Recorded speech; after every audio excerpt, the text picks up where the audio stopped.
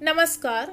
Study classes में आपका स्वागत है। तो आज हम लेसन प्लान यानी पाठ योजना को देखेंगे। आज का जो हमारा विषय है वह है भूगोल, जबकि प्रकरण यानी जिस टॉपिक पर लेसन प्लान बनाया गया है वह है सौरमंडल में पृथ्वी। अगर और भी लेसन प्लान आप देखना चाहें तो प्लेलिस्ट में जाकर आप वहां से देख सकते हैं। यह टॉपिक जो है सौरमंडल में पृथ्वी, ये कक्षा 6 से संबंधित है। आप सामाजिक अध्ययन पुस्तक के अंतर्गत इस चैप्टर को देख सकते हैं।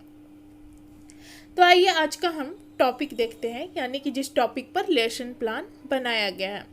लेसन प्लान जब भी आप बनाना स्टार्ट करें तो अपने रजिस्टर के लेफ्ट पेज से स्टार्ट करें। सबसे पहले लिखें विद्यालय का नाम, जिस विद्यालय में पढ़ाने के लिए आपको जाना है। फिर अपना नाम लिखेंगे, फिर आपका रोल नंबर क्या है वो डालेंगे यहाँ पर। विषय हो जाएगा भूगोल, जबकि प्रकरण हो जाएगा सौरमंडल में पृथ्वी। किस क्लास से संबंधित है वो लिखेंगे, तो यहाँ कक्षा 6 से संबंधित है। कितने समय तक आपको पढ़ाना है, तो 35 या 40 मिनट की क्लास होती है वो लिखेंगे। किस घंटे में आपको पढ़ाने के लिए मिला है, डेट क्या है और सत्र कौन सा चल रहा है आपका, वो यहाँ पर लिखेंगे। उसके बाद समान उद्देश्य में हम 5 पॉइंट डालेंगे जो कि हमारा विषय से संबंधित होगा। विषय जो है हमारा भूगोल। पहला नंबर है छात्रों में भौगोलिक तथ्यों का ज्ञान कराना। दूसरा, छात्रों में चिंतन और तर्क शक्ति का विकास करना। तीसरा नंबर है छात्रों में भूगोल विषय के प्रति रुचि उत्पन्न करना। और चौथा है छात्रों में भौगोलिक परिस्थितियों से परिचित कराना।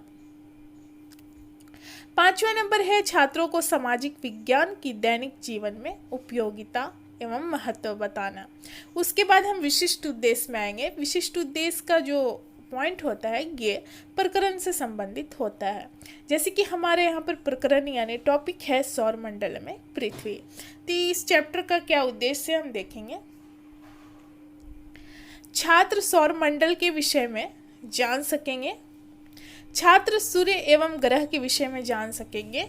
तीसरा पॉइंट है छात्र पृथ्वी एवं अन्य ग्रह से भिन्नता से संबंधित विषय से अवगत हो सकेंगे। चौथा नंबर है छात्र सौरमंडल एवं पृथ्वी से संबंधित विषय को चार्ट पेपर द्वारा प्रदर्शित करने का कौशल विकसित कर सकेंगे। जबकि पांचवा पॉइंट हमारा है छात्रों में सौरमंडल एवं पृथ्वी से संबंधित पत्र पत्रिकाओं को पढ़ने की रुचि विकसित हो सकेगी। अब उसके बाद हम राइट पेज में आएंगे। यहाँ पर लिखेंगे सहायक शिक्षण सामग्री, यानी कि पढ़ाने के समय किन किन सामग्री का प्रयोग करेंगे। तो चौक, डस्टर, चार्ट, पॉइंटर, श्यामपट्ट और अन्य शिक्षण सहायक सामग्री। किस विधि का प्रयोग करेंगे, तो यहाँ पर हो जाएगा व्याख्यान एवं प्रश्नोत्तर विधि। पूर्व ज्ञान में हो जाएगा कि छात्र जो हैं सौरमंडल में पृथ्वी के बारे में समान जानकारी रखते हैं, यानी कि इस प्रकरण में इस टॉपिक पर उनको थोड़ी बहुत जानकारी पहले से है। वर्ग व्यवस्था में हो जाएगा छात्र अध्यापक या अध्यापिका अपनी सुविधा के अनुसार वर्ग को व्यवस्थित करेंगे।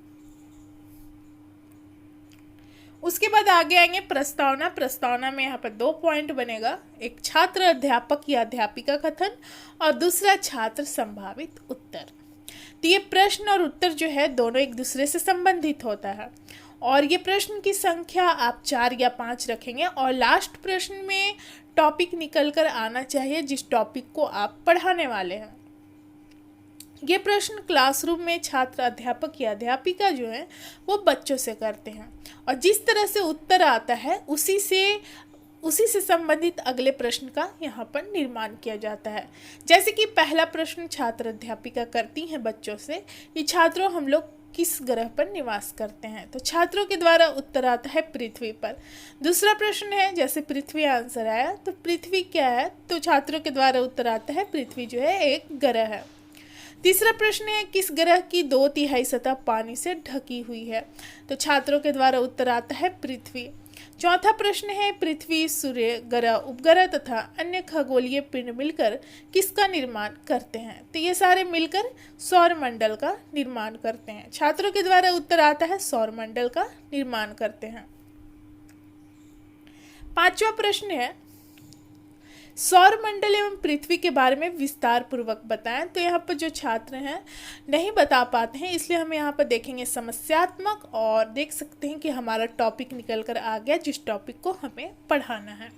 फिर उसके बाद छात्र अध्यापिका कथन में हो जाएगा सौर मंडल में पृथ्वी, और पाठ की उद्घोषणा में हो जाएगा कि आज हम लोग सौर मंडल में पृथ्वी के बारे में विस्तार पूर्वक अध्ययन करेंगे। अब उसके बाद हम क्या करेंगे कि अगले पेज में आएंगे, जिसमें कि हम क्या करेंगे, दोनों साइड का पेज यूज करेंगे। ये प्रस्तुतिकरण से संबंधित पॉइंट होता है, जैसे कि यहाँ पर 4 कॉलम बनेगा आपका। एक शिक्षण बिंदु यानी कि चैप्टर से संबंधित आप पॉइंट को उठाएंगे और उस पॉइंट को एक्सप्लेन करेंगे क्लासरूम में, तो उसको दूसरा कॉलम में लिखना है, जो कि छात्र अध्यापक या अध्यापिका क्रियाशीलता वाले कॉलम में। और तीसरा कॉलम में जैसे कि छात्र क्रियाशील है, तो छात्र किस प्रकार उत्तर देंगे क्लासरूम में, उनका व्यवहार किस तरह का रहेगा, उसको यहाँ पर लिखेंगे। और चौथा है श्यामपट्ट कार्य, यानी कि आप पढ़ाने के समय ब्लैक बोर्ड यूज करते हैं उसी तरीके से यहाँ पर यूज करना है। यहाँ पर आप ब्लैक चार्ट पेपर यूज करेंगे। तो छात्र अध्यापिका जो है सबसे पहले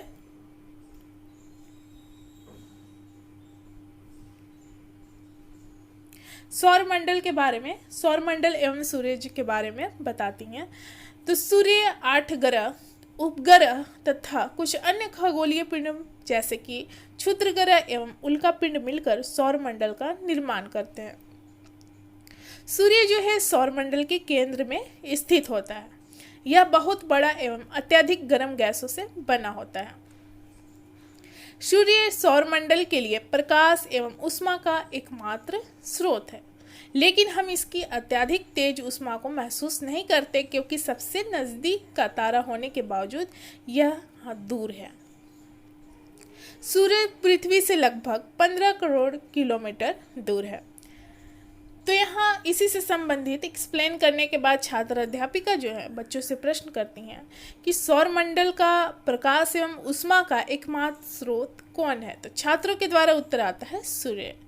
यहाँ पर देख सकते हैं छात्र क्रियाशील में कि कक्षा में छात्र अध्यापिका द्वारा पढ़ाए जा रहे कथनों को सुनेंगे। श्यामपट्ट कार्य में है सौरमंडल के बारे में कि सूर्य 8 ग्रह, उपग्रह और अन्य खगोलीय पिंड मिलकर सौरमंडल का निर्माण करते हैं, और सूर्य जो है सौरमंडल के केंद्र में स्थित होता है और प्रकाश एवं ऊष्मा का यह एकमात्र स्रोत होता है।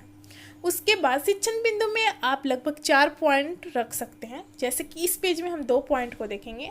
जैसे एक पॉइंट है सौरमंडल एवं सूर्य और दूसरा पॉइंट है ग्रह के बारे में। उसके बाद हम अगले पेज में 2 पॉइंट को देखेंगे।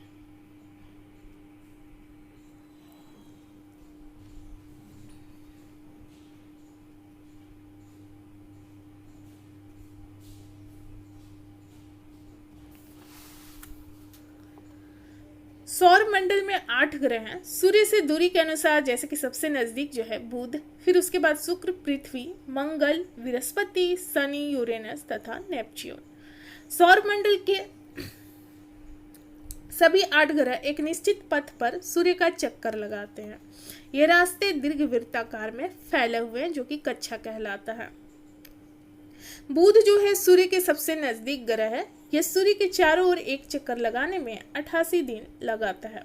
शुक्र को पृथ्वी का जुड़वां ग्रह माना जाता है, क्योंकि इसका आकार एवं आकृति जो है पृथ्वी के समान है, इसलिए इसे जुड़वां वाहन कहा जाता है। इसी से संबंधित प्रश्न करती हैं छात्र अध्यापिका बच्चों से कि सूर्य का सबसे नजदीक ग्रह कौन है। तो यहाँ पर छात्रों के द्वारा उत्तर आता है सूर्य से जो सबसे नजदीक ग्रह है वह है बुध ग्रह। यह सूरज के काफी नजदीक है। यहाँ पर श्यामपट्ट कार्य में देख सकते हैं ग्रह के बारे में है दूरी के अनुसार, जैसे कि सूर्य से सबसे नजदीक बुध है, उसके बाद शुक्र है, पृथ्वी है, मंगल है। तो उस तरीके से आप बना लेंगे अच्छे तरीके से। उसके बाद अगले पेज में आएंगे।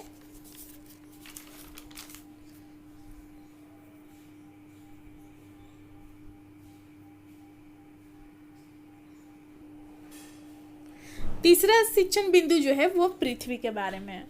तो सूर्य से दूरी के हिसाब से पृथ्वी जो है तीसरा ग्रह है, जबकि आकार में यह 5वां सबसे बड़ा ग्रह है। यह ध्रुवों के पास थोड़ी चपटी है, इस कारण इसके आकार को भू आभ कहा जाता है। भू आभ का अर्थ है पृथ्वी के समान आकार। जीवन के लिए अनुकूल परिस्थितियां केवल पृथ्वी पर ही संभव है। अंतरिक्ष से देखने पर यह नीले रंग की दिखाई पड़ती है क्योंकि इसकी 2/3 सतह पानी से ढकी हुई है, इसलिए इसे नीला ग्रह भी कहा जाता है।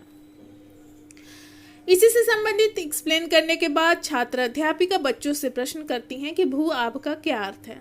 तो छात्रों के द्वारा उत्तर आता है पृथ्वी के समान आकार। यहाँ पर देख सकते हैं कक्षा में छात्र जो है अनुशासन बनाए रखेंगे और श्याम पटकार में देख सकते हैं जैसे कि सूर्य से दूरी के अनुसार तीसरा ग्रह है पृथ्वी और आकार में 5वां ग्रह है। 2/3 सतह पानी से ढका हुआ है और इसे नीला ग्रह कहा जाता है। चौथा पॉइंट जो है शिक्षण बिंदु का, यह चंद्रमा के बारे में है। पृथ्वी का एकमात्र उपग्रह चंद्रमा को माना जाता है। इसका व्यास पृथ्वी के व्यास का केवल 1/4 है। यह पृथ्वी से लगभग 3,84,400 किलोमीटर दूर है। चंद्रमा पृथ्वी का एक चक्कर लगभग 27 दिन में पूरा करता है। लगभग इतने ही समय में यह अपने अक्ष पर एक चक्कर भी पूरा करता है। पृथ्वी से चंद्रमा का केवल एक ही भाग दिखाई पड़ता है। चंद्रमा इतना बड़ा इसलिए प्रतीत होता है क्योंकि यह पृथ्वी से अन्य खगोलीय पिंड की अपेक्षा काफी नजदीक है, इसलिए यह बड़ा दिखता है पृथ्वी से। चंद्रमा की परिस्थितियां जीवन के लिए अनुकूल नहीं है। इसकी सतह पर पर्वत, मैदान एवं गड्ढे हैं जो चंद्रमा की सतह पर छाया बनाते हैं। इसी से संबंधित प्रश्न करती हैं छात्र अध्यापिका बच्चों से कि चंद्रमा पृथ्वी से लगभग कितना किलोमीटर दूर है। तो छात्रों के द्वारा उत्तर आता है 3,84,400 किलोमीटर।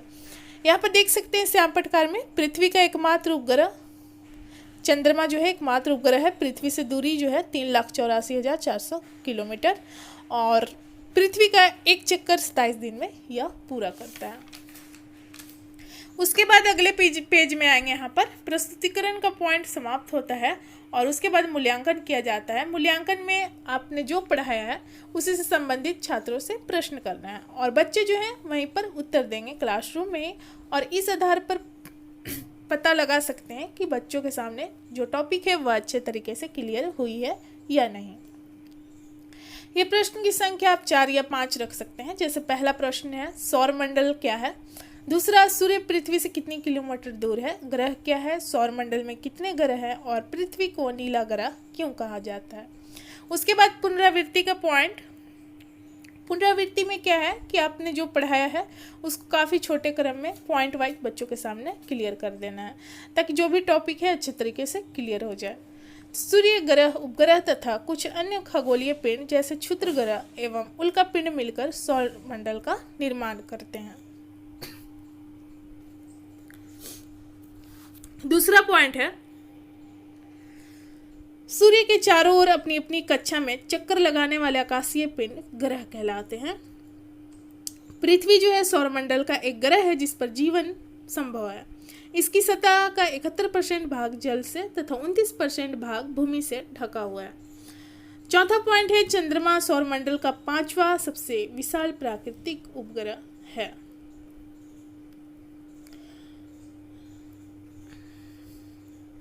जबकि यह पृथ्वी का एकमात्र उपग्रह है। यह स्वयं से नहीं चमकता बल्कि यह सूर्य के प्रकाश से प्रकाशित होता है। उसके बाद गृह कार्य में प्रश्न की संख्या आप 2 रख सकते हैं, 3 रख सकते हैं। तो प्रश्न है सौरमंडल क्या है, दूसरा पृथ्वी क्या है। तो जो लेसन प्लान है भूगोल के अंतर्गत यहाँ पर समाप्त होता है। मिलते हैं अगले वीडियो में। धन्यवाद।